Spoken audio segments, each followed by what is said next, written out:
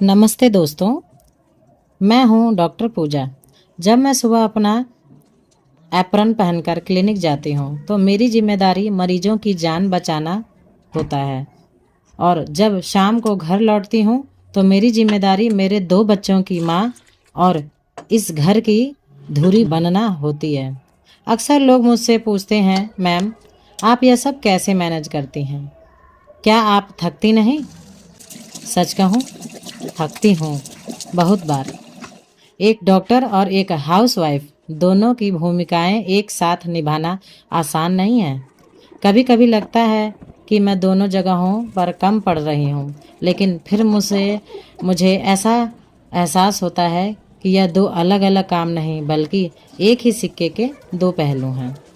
मेरी मोटिवेशनल का सबसे बड़ा राज है मेरा नज़रिया।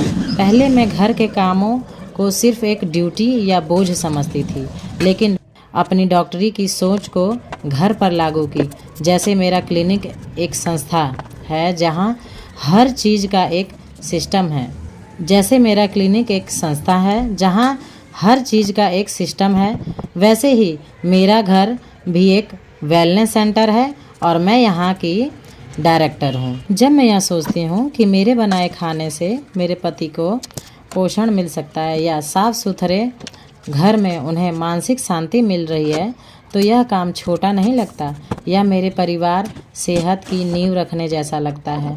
या आप खुद को एक काम करने वाली नहीं, बल्कि एक लीडर की तरह देखती हैं, तो थकान कम और गर्व ज़्यादा महसूस होता है।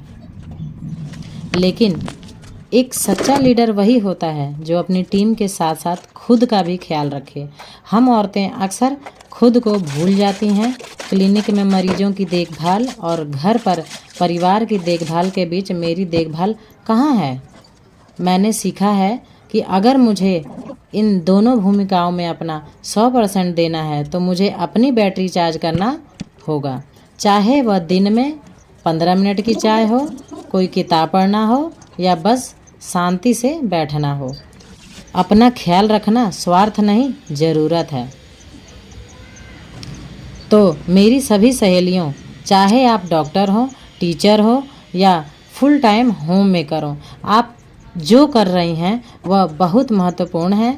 आपके काम का शायद कोई अप्रेजल ना हो, कोई सैलरी स्लिप ना मिले, लेकिन आपके परिवार की मुस्कान और उनकी सेहत ही आपका सबसे बड़ा रिकॉर्ड है। कभी भी अपने काम को कम मत आंकिए। आप अपने घर की सीईओ हैं, डॉक्टर हैं और सबसे बढ़कर आप एक सुपर वूमेन हैं।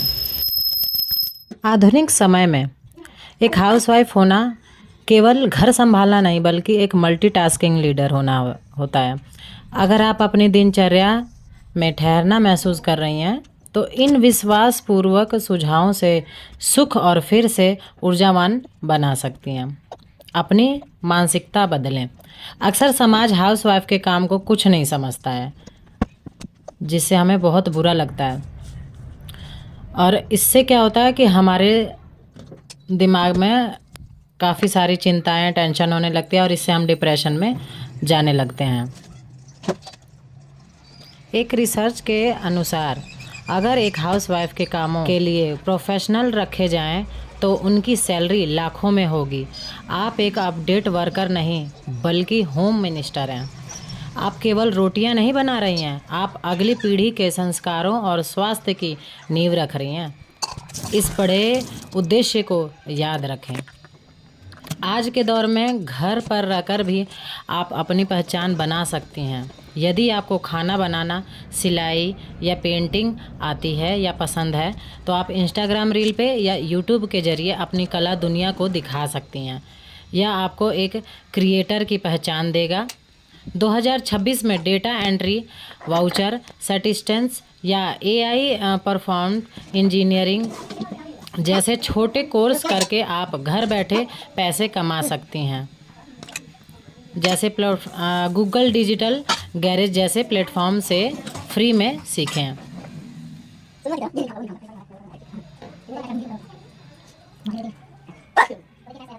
सारा बोझ खुद ना उठाएं। बच्चों को उनकी उम्र के हिसाब से छोटे काम दें, जैसे खिलौने उठाना, और पति के साथ जिम्मेदारी बांटें।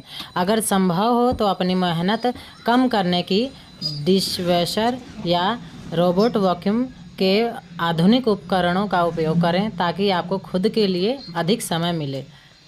हफ्ते भर की सब्जियां और फ्रूट्स या ग्रेवी की तैयारी एक साथ कर लें, जिससे रोज़ाना रसोई का तनाव कम हो। परिवार के जागने से 30-45 मिनट पहले जागें। इस समय में केवल व्यायाम, ध्यान या अपनी पसंदीदा किताब पढ़ें। यह पूरे दिन का टोन सेट करता है। सिर्फ घर में ही तो रहना है, ये सोच बदलिए। ठीक है फ्रेंड्स, ये वाली सोच बिल्कुल नहीं रखना है कि हम एक तो हाउसवाइफ ही तो हैं, हम ऐसा क्या खास करते हैं। ऐसा हमें बिल्कुल नहीं सोचना है।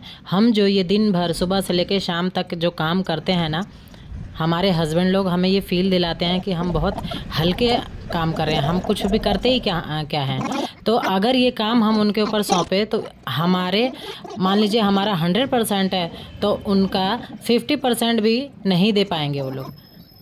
ठीक है फ्रेंड्स, तो ये सोच छोड़ें। सलीके से तैयार होना आपके आत्मविश्वास को 40% तक बढ़ाता है।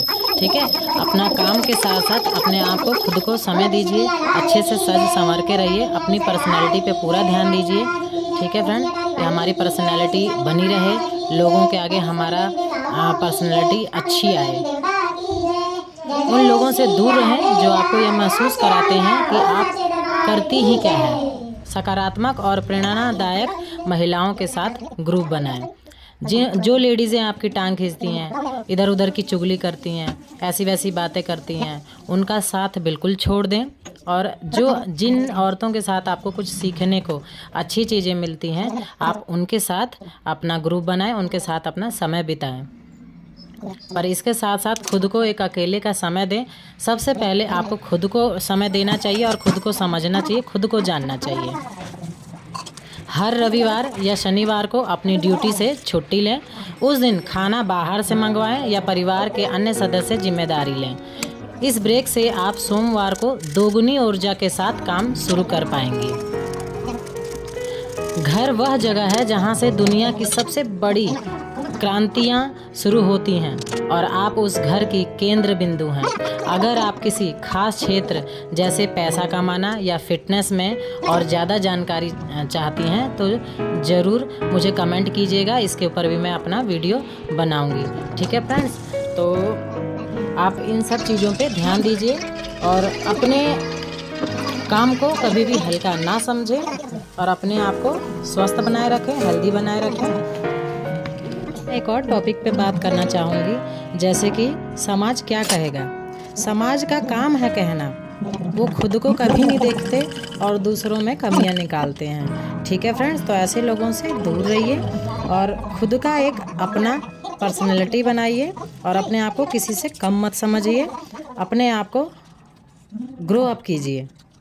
ठीक है दोस्तों, खुद से प्यार कीजिए और जब आप खुद से प्यार करेंगी तो आप खुश रहेंगी और जब आप खुश रहेंगी तो आपका सेहत ऐसे ही ग्लो करेगा और इस ग्लो को देखकर अक्सर सामने वाला अच्छा फील करता है, अच्छा सोचता है। ठीक है फ्रेंड्स, तो हमेशा हंसते रहिए, खुश रहिए।